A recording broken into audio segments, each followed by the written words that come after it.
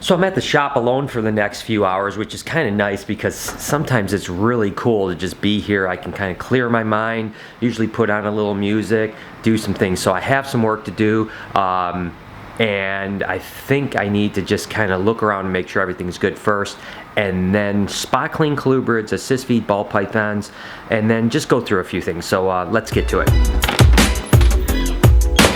You know, I'm here at the shop alone. A lot of times it's when I can clear my head the most and kind of just really get an idea of what's going on in the shop. You know, during the times when the crew's here and the phones are ringing and all kinds of stuff, sometimes it's really hard to focus on the animals and the care that I need to give the animals because I'm so distracted all the time. So I really relish the time that I'm here alone because I can really just focus on the individual animals as I'm spot cleaning them or feeding them or doing whatever I can do. I can just really laser focus on them and pay attention and kind of read them. You know, I tell people all the time that the way to be the most successful animal caregiver, whether it's a pet, whether it's a breeding facility like us with reptiles, or whether you're working with lions and tigers, is to read the animals. Make sure that you completely pay attention to what they're telling you. If they're telling you that they want more food, less food, they need more humidity, they need less humidity, whatever, those are signs that you have to be able to pick up in order to be successful and to make sure your animals are cared for properly. And the only way to do that is to give them a ton of attention. So I really need days like today where I can just spend time with me, the animals, and figuring out what they're trying to tell me. You know, the other thing I think is that when you're alone, not only can I pay more attention to what I'm doing, but also my mind can wander a bit and kind of think of different things, you know. I often get asked, like, what hobbies do I have? You know, what else besides snakes? You know, first off, certainly my first, second, and third hobby are snakes, animal snakes. But the truth is, I like to do a lot of things. I'm a huge movie buff. I mean, I don't really watch television with rare exception, and so I really love movies. I also am a huge hockey guy. I've been playing hockey my whole life. I love watching, I love playing it. There's actually a lot of things that I enjoy doing besides. I like to be a pretty well-rounded person. I'm very inquisitive and curious about almost everything in life. So while I'm cleaning here, why don't you guys tell me what hobbies you like? You know, tell me besides animals, what kind of gets you excited? What hobbies do you do? And I'll read the comments when I get a break.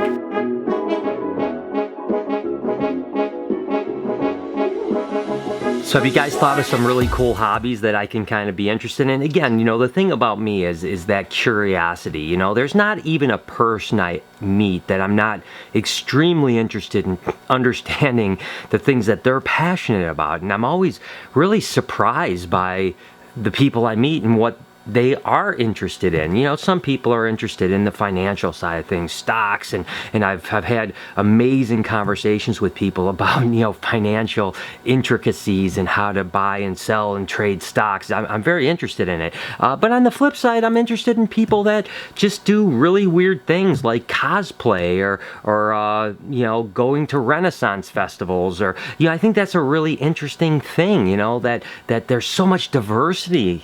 So I wonder, do you use those opportunities to educate people about the things you're passionate about? Again, you know, with snakes, it's certainly really important because, you know, it gives me an opportunity when someone shows interest in what I'm talking about or what I do, that I can actually educate them. And I'm going to be honest with you guys, more times than not, when I talk to people about stuff, they will eventually, you know, basically start to be really inquisitive. And a lot of times the conversation may start out about snakes where it's like, oh, you work with snakes? And by the end, they're really interested and they actually want to come visit me and see my collection. They're like, oh, can I come check that out? That's awesome. And a lot of times they actually do come visit me. And it's amazing that I may give them an opportunity to to touch a snake for the very first time. That's pretty awesome. And usually they have a smile across their face. And hey, I'm not saying they're gonna go out and buy pet snakes, but the fact is one day they're gonna be around their friends and someone's gonna bring up a snake and they're gonna say, you know what, I met this guy that is passionate about snakes, that works with snakes every day, and I went to visit his place and it was awesome. So take the opportunity when you can get it to teach people.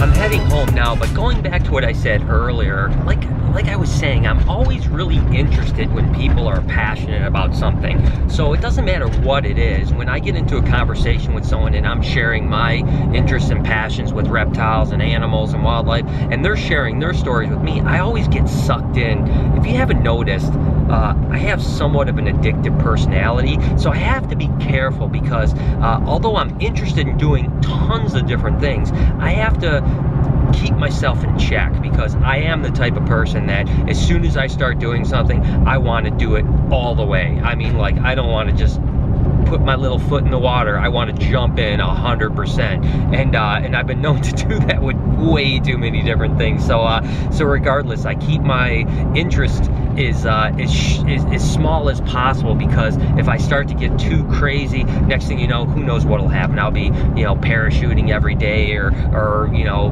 boxing, or, you know, God only knows what. But that doesn't mean that I don't like to try things, because I'm always interested in trying new things. But I do try to keep my hobbies to the barest minimum because I get over obsessive. And speaking of obsessive, again, I'm on my way home, and almost every single day I have to stop at Tropical Smoothie because I am absolutely addicted, and I will get the same thing. As a matter of fact, a little thing you guys may not know about me, again, my obsessive nature. There are times where I'll go, you know, a week or two eating the exact same thing every single day because I just I get hooked on things. So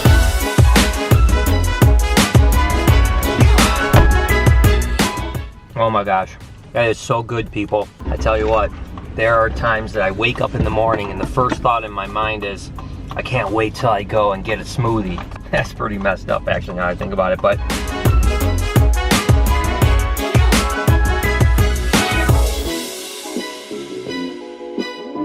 so Noah is off to homecoming. We just did the pictures, and now it's date night, right, Laura? Yes.